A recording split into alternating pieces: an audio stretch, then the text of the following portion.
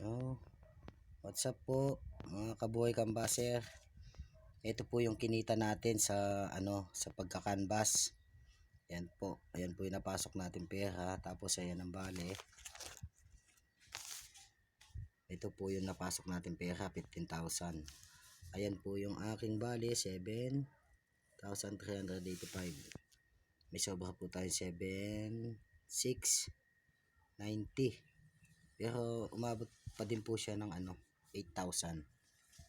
Ito po, 8,000 po. Ayan po ang aking kinita.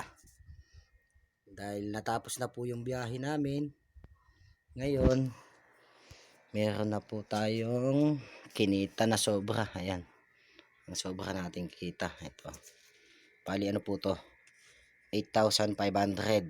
Dahil nadagdagan pa rin po kasi to. Bali ayan po, ayan po. Maraming salamat po pala kay Para Roger, yung collector namin.